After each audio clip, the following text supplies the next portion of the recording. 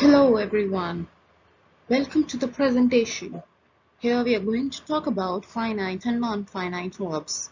Here we will see the definition, its examples and types and their examples. So be ready.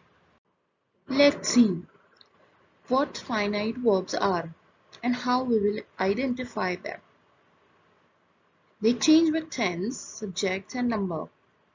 Now we'll see some examples. He likes to swim. As you can see, the red word is likes to swim. It can be changed. You can make it liked. You can write like if you change the subject and if you write they in place of he. Let's see another example. They painted the picture nicely. Painted. Here you have the action word painted.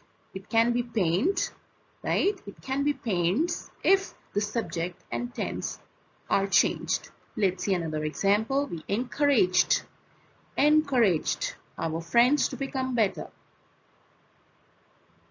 Number 4, the girl will go to the park tomorrow. Will go. They are finite verbs. They can be changed with tenses, subject and number. Let's see some more examples of finite verbs. Tommy is angry. Elisa cleaned her room. They were decorating their garden. I live in Spain, Mary said as she enjoyed playing football. She goes every day. She walked home. Now we'll see what non-finite verbs are. Non-finite verbs do not change with tense, subject and number. Like finite verbs.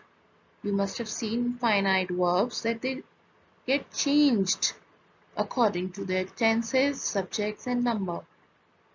But non-finite verbs do not change no matter what the tense is, what the subject is and what the number is. They never change. Now let's see some examples. It is dangerous to drive on this slippery road. We are ready to play now. I felt it difficult to comprehend. Walking is good exercise. To study is essential for success. Running can be therapeutic. Now we will see the types of non-finite verbs. As I have already told you that they do not change with tense, number and subject. So let's see the types of non-finite verbs. There are 3 types of non-finite verbs. First is gerunds, second is participles, and third is infinitives. Now let's see gerunds. It's a first type of non-finite verbs. Gerunds, they end in ing. How will we identify them? They have ing in the end, like skiing, reading, dancing, singing, etc. Gerunds act like nouns and can serve as subjects or objects of sentences. Let's see some examples. Swimming in the ocean has been Mary's passion since she was 3 years old. You can see the word swimming. Here it has been used as subject. The players taught us dancing. Dancing as an object. Apologizing to her wasn't enough this time. She was afraid of jumping. They are capable of doing strenuous work. Let's see another type of non-finite verbs. Participle is another type of non-finite verb. So participle is a form of a verb that is used in a sentence to modify a noun or a noun phrase, verb or a verb phrase.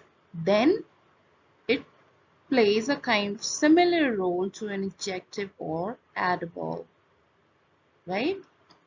It looks like an adjective or adverb. We'll see some examples. I love baking bread. I love baking bread. He preferred printing the documents. We couldn't believe the lowered prices. Now finally we'll see the last type of non-finite verb, infinitive. Actually it is called infinitive too. We generally use like to verb when we are talking about preferences, like we want to do, we choose to do, we prefer to do, especially how we like to organize things. Let's see some examples. I like to go to the party tonight. Whenever you have to along with the verb, it is infinitive. The coffee is too hot to touch. We have enough food to survive. Now leave a comment if you have any suggestion, and please like, share with your friends and subscribe my channel.